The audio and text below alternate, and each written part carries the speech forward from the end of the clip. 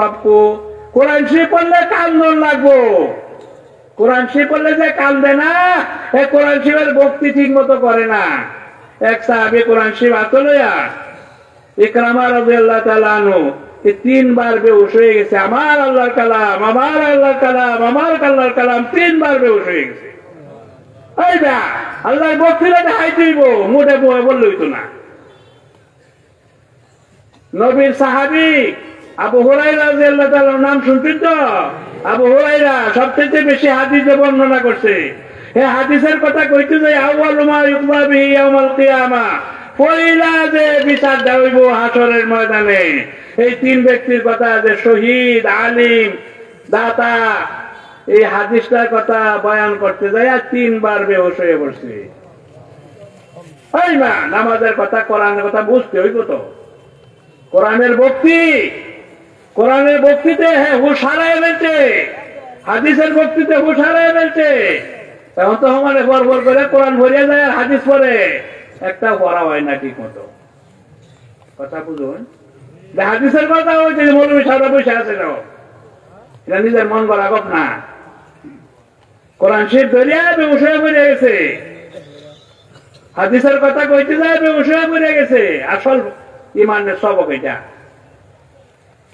এই জন্য আমার দিলটা তৈরি হইব, দিল তৈরি নিছে না। কথা বুঝে, দিল নষ্ট হয় হনো। এমনি উপরে দেখলে কি গো মুসলমান, আমরা তো সারা জীবন কাজ করি এই লাশটার লাগিয়া, এই মূর্তি ডাল লাগিয়া, এটা সাইডা খাওয়াইবার লাগিয়া, ভালো জায়গা শুইবার লাগিয়া, বিছানা ভালো করি, এটার মধ্যে ফালিশ টালিশ যা সুন্দর করি, কি কর শরীরে লাগে না? তো শরীরের তো কোনো দাম নাই। হাসা কথা একদিন কন কি কয়, কয় অমুক মরিয়া গেছে, তার লাশটা পড়ে আছে। তো অমুক যে এটা তো এনো নাই, এটা ভিতরে আছে, এটা আত্মারা। কথা বুঝেন না? কথা বুঝছেন নাকি? আরে বাংলা কথা সহজ করে কইতেছি, মূর্খ মানুষে বুঝবো। কথা বুঝেন নাকি? আব্দুল্লাহ আব্দুর রহমান, এটা ভিতরে এটা এনো নাই, এর লাশটা পড়ে আছে। আর এই লাশটার লাগে সারা জীবন কাজ হয় না, এরে খাওয়াইবার লাগিয়া, ভরাইবার লাগিয়া, সাজাইবার লাগিয়া, আর কোনো কাম আছে নাকি? আপনার আত্মারা সুন্দর করবার লাগে তো কিছুই করছেন না। কথা বুঝছেন নাকি? এই দোকান মধ্যে আছি আমরা। এই জন্য আত্মারা ঠিক করতে হইব। নামাজ পড়তে হইলে কোরআন শরীফ বললে 3টা গুণ, দিলের ভিতরে আওয়াজ বাইরিব, চোখের বাজি বাইরিব, শরীর কাঁপতে থাকবো, এটা কোরআনের আসর। আমরা তো আসর হয়েছে না, কোরআন বুঝি না কিছুই। আরে মূর্খ মানুষ কোরআন আয়াতটা শুনে সিজদা করে গেছে ও মুসলমান। মানুষ সাধারণ লোক আইসে মদিনায়, যখন এই আয়াতটা শুনছে তোমার লগে লগে সিজদা করে গেছে, যে মানুষের কথা এরকম হইতে পারে না, এটা একজন নিচে কইছে, এর দাম অনেক বেশি। হ্যাঁ মুসলমানও না, সিজদায় পড়ে গেছে। কথা বুঝেননি কিছু? এটা কোরআনের শক্তি। নামাজ পড়লে কিছু কোরআনের শক্তি ভিতরে ঢুকাই তুলবে। সিজদাটা লম্বা করে করবেন, 3 বার না 5 বার 7 বার তাসবিহ করবেন। যখন আয়াত নাযিল হয়েছে ফাসাব্বিহ বিসমি রাব্বিকাল আযীম, তো আল্লাহ রাসূলে বলছে এটা সিজদা রুকুর মধ্যে করে দাও। এই নামটা আল্লাহর পড়তে হইলে মাথাটা নত করে কোন লাগবো, এই রুকু যা পরে কোন লাগে সুবহান রাব্বিয়াল আযীম, সাব্বিহ ইসমা রাব্বিকাল আলা, সুবহান রাব্বিয়াল আলা। এটা কেমনে কইতে হইব? এমনে কইলে হইতো না। এটা মাটির মধ্যে শরীরটা লুটায় দেয়, কপালটা লাগাইয়া পরে কোন লাগবো। এটা কথা বুঝেন না কিছু? কথা বুঝেন? এটা মাটির মধ্যে কপালটা লাগাই কইতে হবে, আমারে আমি লুটাইয়া দিছি, আমারে আমি সমর্থ করেছি, সারেন্ডার করে দিলাম, আপনার খোদা আমার রব সবচাইতে বড়। এটা এমনি কইলে হইতো না। এটা আল্লাহ রাসূল শিখাইছে। এই কথাটা কোন সময় কখন লাগবো, কিভাবে কখন লাগবো, কোন হামিকা কখন লাগবো, এটা জান না, বুঝা কখন লাগবো। সিজদা গিয়া দেরি করে নামাজ পড়বেন, তাড়াতাড়ি নামাজ পড়া গুনাহ, মুনাফিকের নামাজ। আলহামদুলিল্লাহ 7 দমে পড়বেন, কাপড় চোপড় সুন্দর করবার লেগে কত লাখ তালাক করুন, কোন দর্জির কাছে দিলে সেলাইটা বেশি ভালো হইব, 50 টাকা বেশি হইল সেলাই করুন, কি কোন করে কিনা সুন্দর করবার লাগে 7 জনে কোরআন শরীফ পড়লে সূরা ফাতিহা বলে সুন্দর হইব, নবী কয়ে গেছে, এইটা বুঝে না এখন মানুষে। আলহামদুলিল্লাহ সুন্দর করবার লাগে 7 জনে বরণ লাগবো। আল্লাহ কথা কয় আলহামদুলিল্লাহ রাব্বিল আলামিন, আল্লাহ কয় হামিদানি আব্দি, আল্লাহ আমাদের কথার জবাব দিতেছে।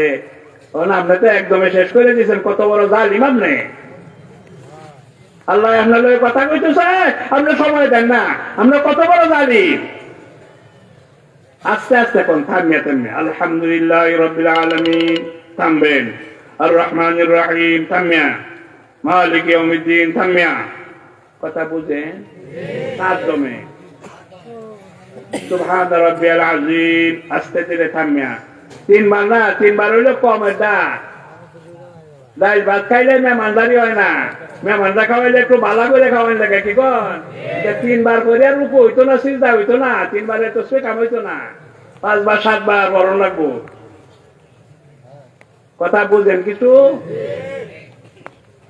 লম্বা করে বরণ লাগবো, ঘন্টার পর ঘন্টা নবী সিজদার মধ্যে হইলে নিছে, দোয়া করছে নবী 5.5 ঘন্টা, সারা রাত কাটায় দিছে বদরের রাত্রে দোয়া পড়তে পড়তে আল্লাহর কাছে। খুশ নাই? কারণ আমরা তো খালি কোন দোয়া করে শেষ। এটা তো খেলা না, তামসা না, এটা আল্লাহর লগে কথা হইতেছে।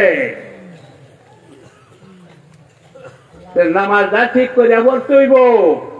আলহামদুলিল্লাহ 7 জমে, আত্তাহিয়াত 4 জমে, 4টা কথা আত্তাহিয়াতের মধ্যে। আত্তাহিয়াতু লিল্লাহি ওয়াস সালাওয়াতু ওয়াত তাইয়্যিবাত, এটা একটা কথা। এই কথাটা নবী হাদিয়া লয়ে গেছেন আল্লাহর দরবারে। পরে নবী তার উত্তর দিছে, আল্লাহ উত্তর দিছে, আসসালামু আলাইকা আইয়ুহান নাবিয়্যু ওয়া রাহমাতুল্লাহি ওয়া বারাকাতুহু। আমার আল্লাহর কাছে যা আছে সব নবী তোমারে দেয়া দিলাম। তারপরে নবী কয়, আল্লাহ আমার একটা দরখাস্ত, আমার গুনাহগার উম্মতকে আমার লগে দেয়া দিয়ে, এরা তো বেশি বুঝতো টুলতো না। আসসালামু আলাইনা ওয়া আলা ইবাদিল্লাহিস সালিহিন, এই কথাটা নবী আবার কইছে। আল্লাহু আকবার। পরে ফেরেশতারা খুশি শুনে কয়, আশহাদু আল্লা ইলাহা ইল্লাল্লাহ ওয়া আন্না মুহাম্মাদার রাসূলুল্লাহ। এটা সাইডটা কবে নাইছে, সাইড দমে কইবেন, মানে একদমে কইয়া শেষ করে দেয়। কথা বুঝেন না কিছু? এটা একটা নমুনা কওয়া হয়েছে। রাত্র হয়ে গেছে বেশি, আল্লাহ পাক হেফাজত করতো, নামাজ আইতো ঠিক হয়েছে না। এই দেশের লাখ লাখ আলিম, কিন্তু পাবলিকের নামাজ ঠিক নাই, কি দশা হইব? ইমামের দায়িত্ব হইলে যতটি মানুষ মসজিদ আয়ে একজন একজন ধরিয়া তার নামাজটা ঠিক করে দেওয়া ইমামের উপরে বড় সব ছেলে। নবী একজনের 3 বার নামাজ পড়াইছে, তুমি নামাজ পড়ছো হয়েছে না, আবার পড়ছো হচ্ছে না, আবার বুঝে হচ্ছে না, 3 বার নামাজ পড়াইয়া পরে কয়, আল্লাহ আল্লাহ রাসূল আমি তার জানি না, ভালো করে বড়দের লাগিয়া পরে নবী ঠিক করে শেখাই দিছে। কথা বুঝেন না কিছু? ইমাম সাহেবের ভাষায় কয়েকজনের নামাজ পড়ে মানুষের চিনেই না ঠিক মতো। আর আমরা যারা আছে, আমরা ইমাম সাহেবের কোনো খাতির নাই।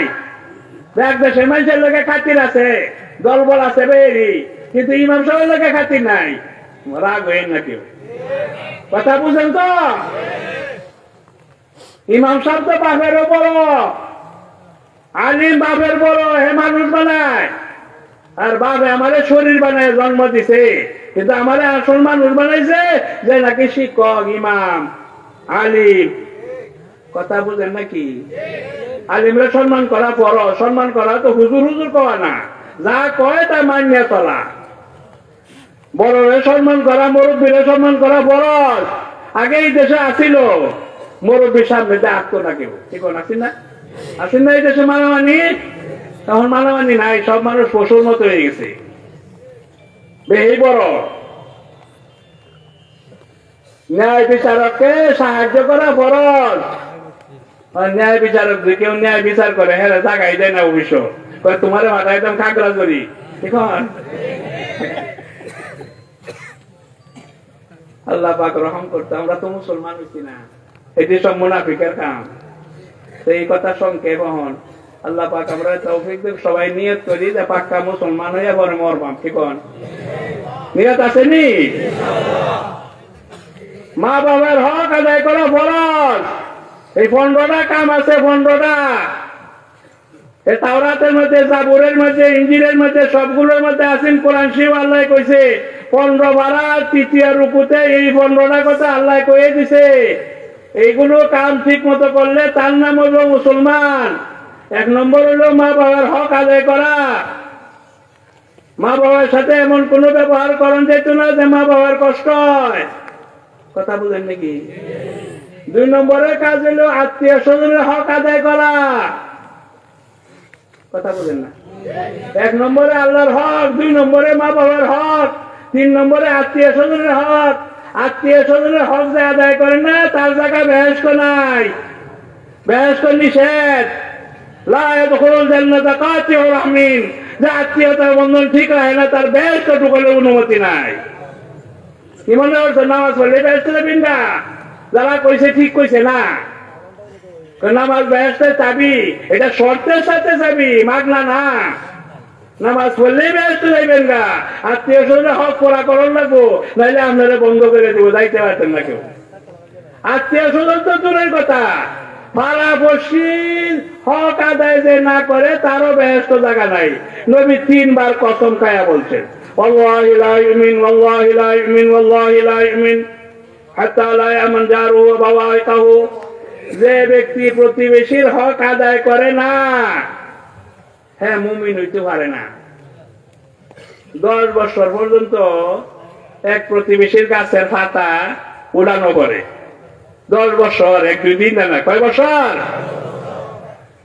10 বছর। এবার জানতে হয়েছে আমার পাতা হইলে তো তারে কষ্ট দেখ। তাহলে কইল, আমি কইলে না? কয় না, আমি যদি আমাদের বসি হয়ে থাকতাম চাই, এই সহ্য করতাম না পারি, তো বসি হইতে রং কেমনে? তাই কথা বুঝেন নাকি?